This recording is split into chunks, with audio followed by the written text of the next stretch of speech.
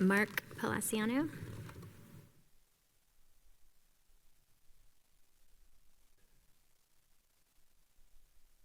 All right.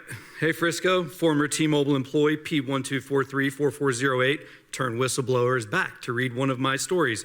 But before I do that, let me invite everyone to my trial on May 5th, 2025 in Collin County Court number 5.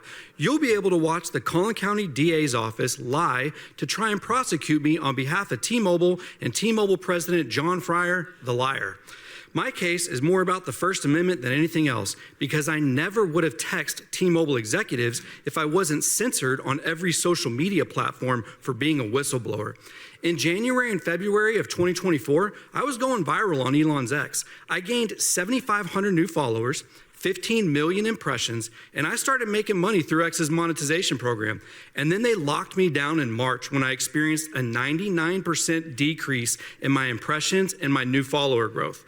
A 99% decrease in my performance on Elon's X was 100% censorship.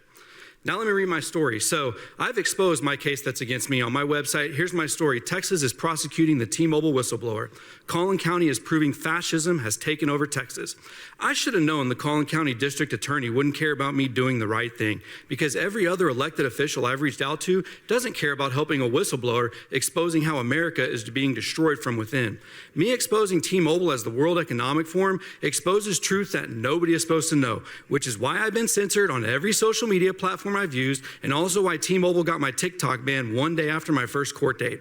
Instead of holding T-Mobile accountable for their unconstitutional tyranny, Collin County will be holding me accountable for harassment charge where the plaintiff never told the defendant to stop texting him because T-Mobile President John Fryer was baiting me into an harassment charge. He knew he could use my text messages against me, but he couldn't tell me to stop because if he would have asked me to stop, I would have stopped. The Collin County District Attorney is going to make me out to try and be a violent person that's threatening Fryer and his family, but that's an obvious lie. If I'm so violent and threatening, why didn't John Fryer ever ask me to stop texting him?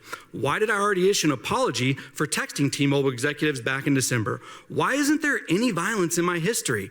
Why did I walk to every house in his neighborhood to place flyers on the doorsteps?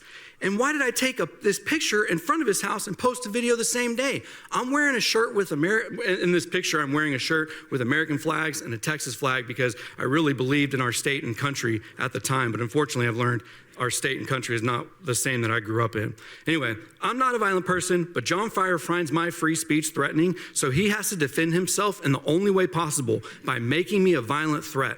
But the real threat was John Fryer's neighbors finding out that he works for a company that is destroying America from within.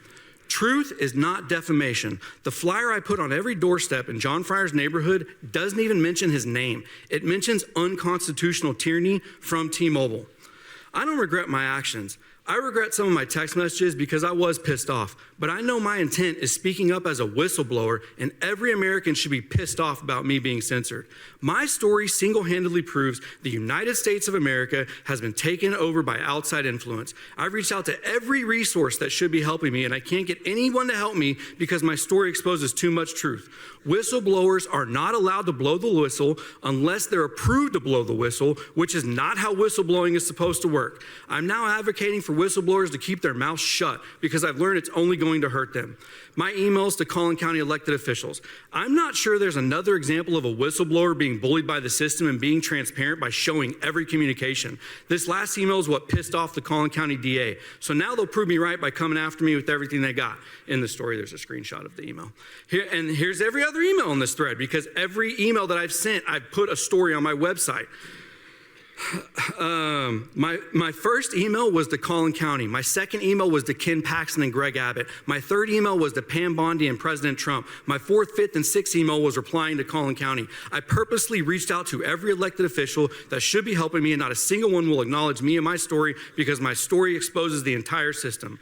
My testimony is the only chance I get to prove my innocence. Collin County will attack my character, and it won't be hard because I definitely talked some shit in my text message to John, but none of it was violent. It was trolling as a free speech absolutist. I never would have texted him if I never would have been censored as a whistleblower.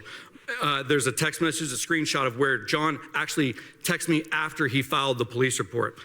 I know I sound crazy, but that's because I tell the truth in a world full of lies. I know I'm not guilty, so I've already won. If Fryer the liar wants to lie to prosecute me, then that's on him. He's a great liar, so he won't hesitate to do it to get his revenge back, because that's narcissism 101. Team everyone, Mark Palaciano. Thanks, guys. See you next meeting.